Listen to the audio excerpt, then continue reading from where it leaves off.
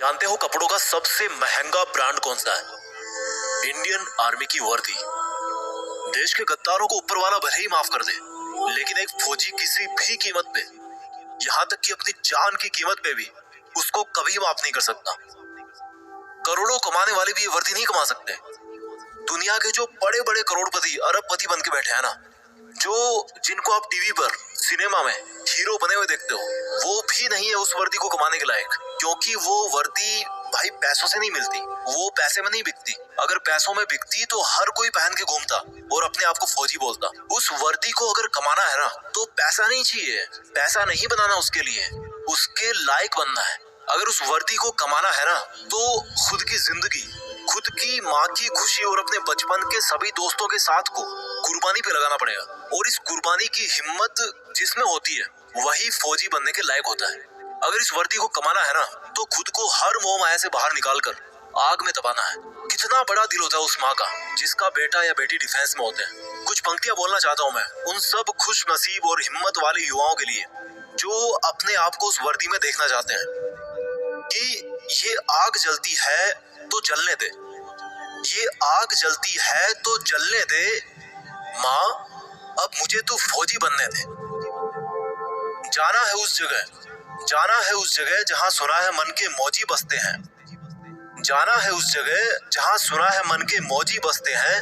बहुत देख लिए दुनिया, चल अब फौजी बनते हैं। बहुत झीली नाकाम जिंदगी, चल अब देश के लिए कुछ काम करते हैं। फर्जी के रिश्तों में जिंदगी बर्बाद कर डाली, चल अब जिंदगी देश के नाम करते हैं। अब फौजी बनते हैं। ये सरहदें पुकारती मुझको है, ये आतंक की बदबू ललकारती मुझको है।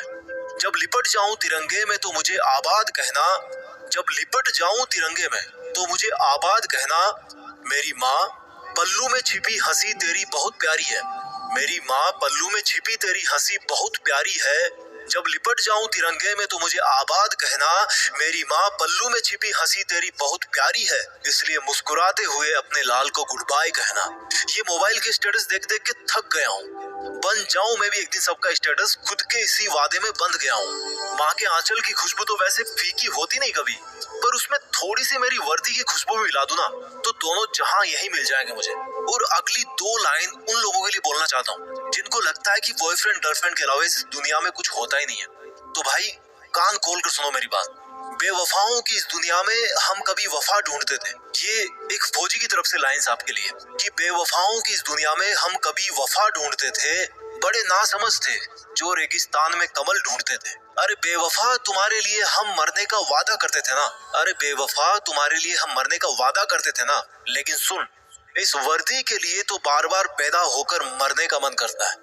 और जो युवा ये बोलते हैं ना कि मेरी तो लाइफ में यार बहुत समस्या है, मैं क्या करूं समझ नहीं आ रहा, तो उनको केवल दो लाइन में मैं समझा दूंगा कि भाई ये तुम्हारा दुख ना बहुत छोटा है, बहुत छोटा है यार। कि हमने समंदर को भी सूखते देखा है, हमने समंदर को भी सूखते देखा है, जब जब मेहंदी वाले हाथों ने मंगलसूत्र उतार के रखा है। जिंदगी में समस्या किसके पास नहीं है, पर एक वो इंसान भी है जो फौजी की वर्दी में हर समस्या का सामना करके अपना फर्ज निभाता है, लेकिन फिर भी रोता नहीं है, मुस्कुराता है। वो फौजी जो हर बार छुट्टी से वापस आते समय यही बोल के आता है कि जल्दी फिर लौट के आऊंगा, लेकिन ये किसी को नहीं पता होता, उसको खुद को भी नहीं पता होता कि वो फिर जल्दी कब आने वाला है ना हिम्मत, है ना हिम्मत।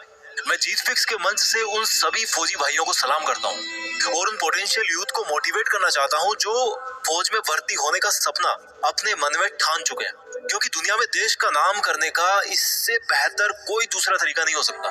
मैं सैल्यूट मारता हूँ फौजियों को जो एकमात्र रियल हीरो है इस कंट्री के। फौजी एक तरह के हीरो नहीं है, वो एकमात्र रियल हीरो है। सैल्यूट, जय हिंद, वंदे मातरम।